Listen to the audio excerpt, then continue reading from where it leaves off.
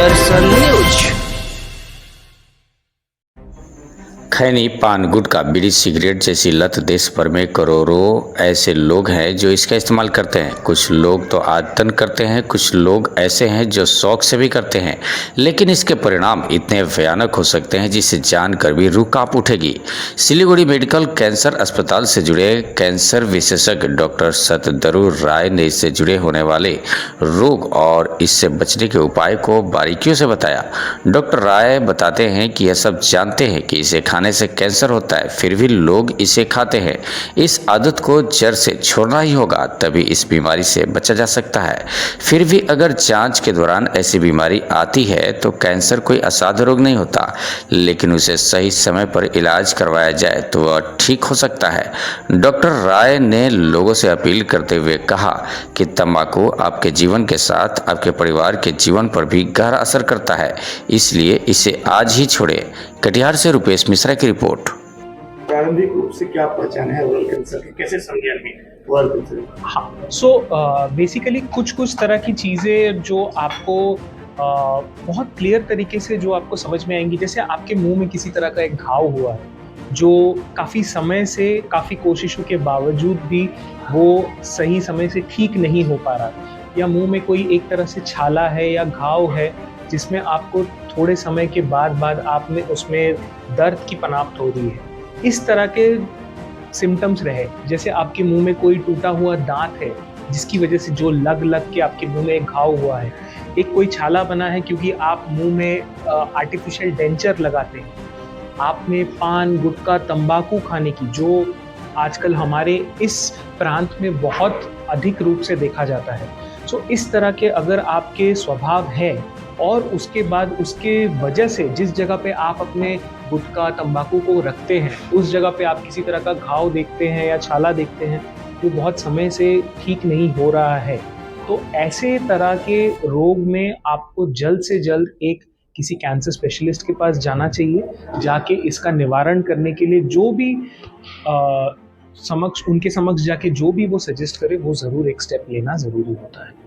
महानगरों में भी एक्सपेंसिव है जी। मेडिका में क्या एक्सपेंस बराबर है या अधिक है शहर के अनुसार? ये देखिए, अगर हाँ, तो ये बहुत सही सवाल पूछा आपने।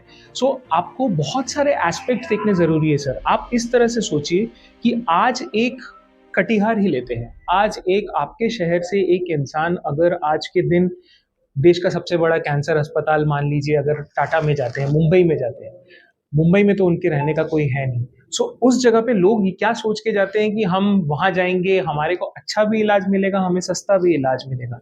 पर उस इंसान के लिए वहाँ रहना, वहाँ खाना पीना, सब कुछ करना, एक लंबे समय का इलाज लेना, वो करके उस पेशेंट के लिए जो खर्चा बनता है, वो सोचते हैं कि हम वो चंद पैसे बचाएंगे तो वो उतनी दूरी जाके ट्रीटमेंट टॉप मिलेगा, पर उस जो उनका दूसरा उद्देश्य था वो पूरा नहीं होता।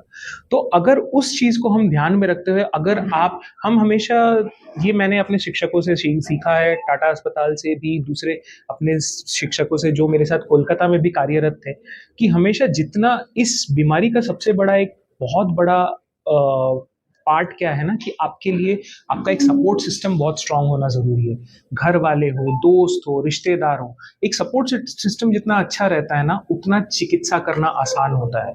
तो इसी के लिए जितना आप घर के एनवायरनमेंट के पास रह के, जितना अपने उस जगह के पास रह के आप इलाज करें, तो आज के दिन में जो इलाज का कॉस्ट शायद आपको किसी भी बड़े कैंसर सेंटर में या प्राइवेट कैंसर सेंटर में मिलेगा, मैं आपको ये बता सकता हूँ कि उससे कहीं अधिक में हमारे यहाँ पे इलाज नहीं होगा। और बहुत सारे इलाजों के लिए तो हमारे डिफरेंट टाइप के स्कीम्स वगैरह हैं जिसमें हम पेशेंट्स को सहायता प्रोवाइड करने के लिए जो किया जा सके वो हमारे तरफ से ज़रूर किया जाता है। एक आखिरी सवाल, प्रधानमंत्री हेल्थ कार्ड का जो वो स्कीम है आपके अस्पताल में प्रोवाइड होता है? सो बेसिकली वेस्ट बंगाल अभी भी नेशनल जो हमारे हेल्थ स्कीम्स की से अभी भी कवर्ड नहीं है। सो वी हैव हमारे स्टेट स्कीम्स होते हैं बट जैसे दूसरे बहुत सारे हमारे जैसे आर्मी मैन होते हैं, उनके लिए कुछ स्कीम्स होते हैं, कुछ अलग तरह के पेशेंट्स होते हैं जो उनके लिए डिफरेंट टाइप ऑफ स्कीम्स होते हैं, तो वो सारे स्कीम्स हमारे लिए वो है।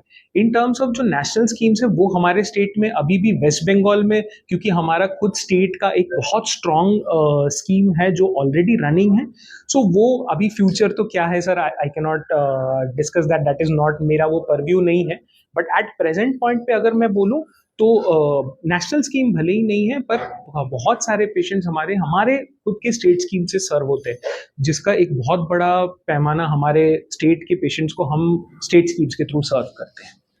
तो सर आज का क्या मुख्य उद्देश्य? मैं Amit Verma Medica cancer hospital Rangapani Siliguri के में कार्यरत हूँ और आज कटिहार की धरती पे हम सबों के मेडिका कैंसर अस्पताल से दंत रोग विशेषज्ञ स्पेशली कैंसर के ऊपर भी ये सर्जरी करते हैं और आज हम सबों के बीच उपस्थित हैं डॉक्टर शताद्रु रॉय। ये हमारे कैंसर अस्पताल के जाने माने एक सर्जन में से हैं और आपको सुन के भी आपको ये एहसास होगा। सबसे पहले तो मैं आपका शुक्रिया अदा करता हूँ कि आपने मुझे यहाँ आने का एक अवसर बना के दिया। तो जैसा कि अमित जी ने बताया, मैं डॉक्टर शताद्रु हूँ। सो मैं बेसिकली अभी मेडिका कैंसर हॉस्पिटल में कार्यरत हूँ। मैं एक मुंह और गले के कैंसर